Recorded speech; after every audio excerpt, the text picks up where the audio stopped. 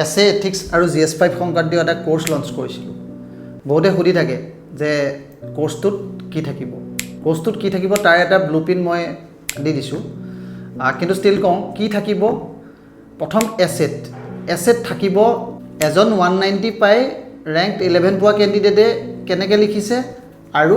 140 পাই ইণ্টাৰভিউৰ পৰা বাহিৰ হোৱাজনে কি লিখিছে তাৰ কম্পেৰিজনছ কপিবোৰৰ কম্পেৰিজন তাৰপাছত থাকিব আমি কেনেকৈ ইন্ট্ৰডাকশ্যন এটা লিখিব লাগে ইন্ট্ৰডাকশ্যনটো কণ্টেণ্টটো ভাল হ'লেই নহ'ব তাৰ লগত কণ্টেক্সটো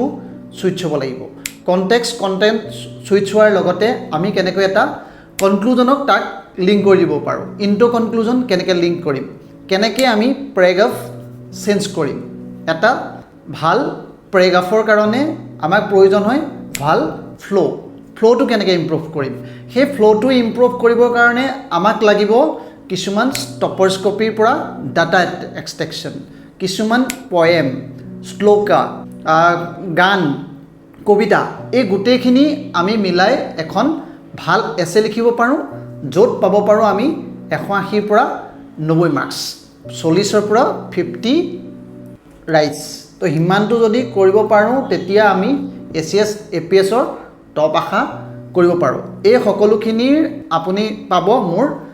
এটেম্প্ট এপটোত আমাৰ এপটো যদি আপুনি যোনসকলে ডাউনলোড কৰা নাই তেওঁলোকে ডাউনলোড কৰিলে তাত ডিটেইলছ পাব 75 জন মই কেপাচিটি ৰাখিছিলোঁ 66 জন এনৰোল হৈছে আৰু 9 জনৰ পাছত মই ষ্টপ কৰিম বিকজ মই এইটোত কি কৰিব লগা হয় পাৰ্চনেল ফিডবেক দিব লগা হয় আৰু এখন কপি পাৰ্চনেলি 1-to-1 ফ্ৰণ্টত বহি চেক কৰোঁতে 1 ঘণ্টাতকৈ বেছি সময় যায় যোৰ কাৰণে এইটোৰ মোৰ লিমিটেশ্যনছ আছে তো আপোনালোকে এইটো চাব এপটো চাই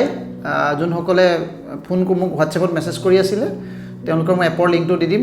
তো ডাউনলোড কৰি পেলাই আপুনি ডিটেইলছ তাতে পাই যাব তো থেংক ইউ